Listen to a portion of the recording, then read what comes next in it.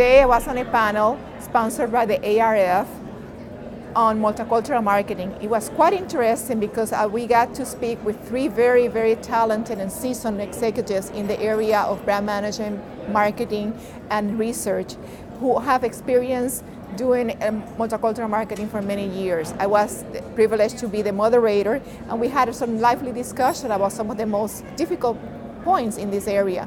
For example, people are still wrestling with the idea of the bicultural markets and how to reach them, whether in English or in Spanish, or whether it's an either or environment. And one of the conclusions from the panel discussion is not about either or, but about how much allocation and about your specific strategy and how you best use your resources to satisfy that strategy based on your target market. So when we are addressing multicultural marketing, we don't want to look at it as something foreign or on the fringes of business strategy, but we want to look at it from the business perspective, from the marketing principles perspective, and see, this is a customer, is growing, and they have purchasing power. What do I need to do as a company to reach out to this customer, and how do I reach to this customer in a way that is efficient and that I can use my money and my investment in such a way that I don't have to have 25,000 different strategies, but at the same time that I understand when I can customize and when I can get insights that I can use across multiple segments.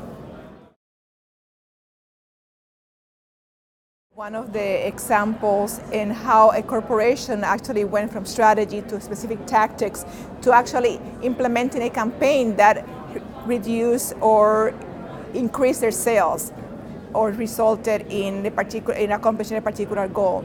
I'm going to give you several. One of the ones that was mentioned in the panel was by General Mills, and the product was Nature Valley, the bars.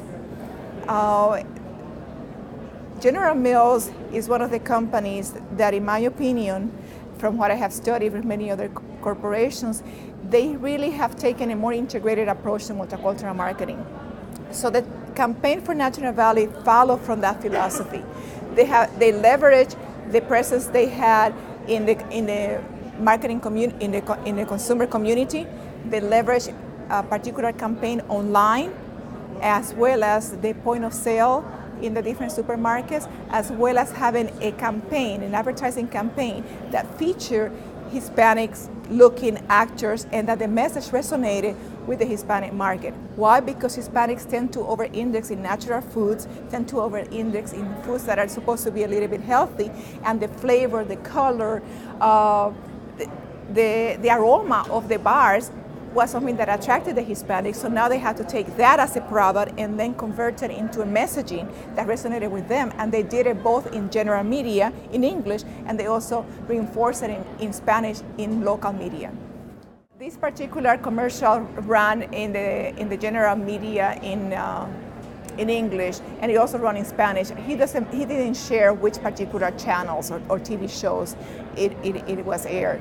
I have seen many commercials that depending on the target market, the company decides which media to choose. For example, the case that I was talking in the panel was about Disney. Disney has realized, and rightly so, that if they want to keep increasing attendance to their parks, they need to target families, and that Hispanic have a lot of families and a lot of children. And on the average, the number of people per household is at least one more person per household in the Hispanic families versus the general market. And 30% of the Mexican families have up to 5 children. So this is a great market for a company like Disney who's trying to have more people visit their parks.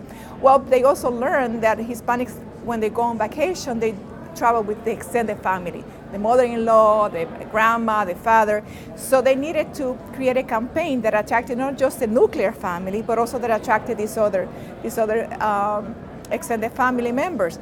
So they started using the food as an attractive benefit for the company, for the families to go and visit Disney, and they started promoting via the radio, which happens to be one of the most effective ways of reaching the Hispanic market, whether you are speaking English or in Spanish. The radio in Spanish is one of those media that we all listen to. me included. Talking about arroz con pollo, a kind of dish that is very common in all Hispanic cultures, whether they're Mexicans or Costa Ricans or Puerto Ricans, and in an effort and a part of a campaign that said to the Hispanic consumer, here, you can come and bring your family, and you can bring your mother-in-law or your grandma or your mother, and they're not going to complain about hamburgers and hot dog food, because now we have your food to come to our place. We are catering to your needs, so we want to make you feel welcome.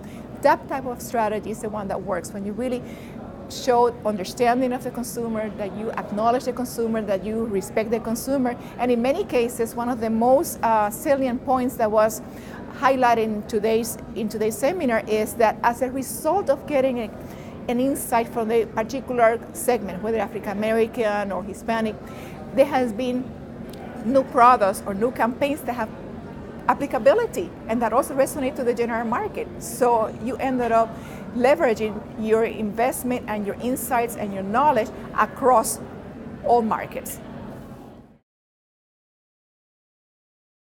When you are faced with multicultural marketing strategies, people tend to think about one segment, which is not the right way of looking at it. For example, if you look at the Hispanic segment, Hispanic segments are divided by country of origin. They are divided just like you would divide the general market, maybe by lifestyle.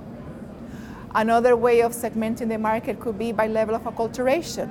In one extreme, if you have a continuum line, in one extreme we have the unacculturated, either because it's a recent immigrant or because has chosen not to acculturate. In another extreme, we have the ones who are US born, who tend to feel totally assimilated and not do any kind of mentioning of their culture. What people think is that those are the majority, and that is not the majority. Those extremes are probably very few, 7 to 10%, 15% on the other end, maximum depending on the numbers.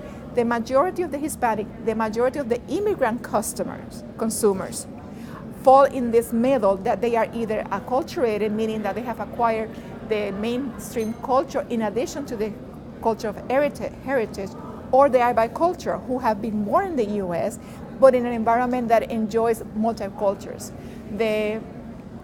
I saw a movie that I forever will appreciate it. It's called Namesake. It was a movie made in Bollywood by an Indian woman producer. And in that movie, towards the end, it's about the saga of the family and generations, the first generation, second generation, etc.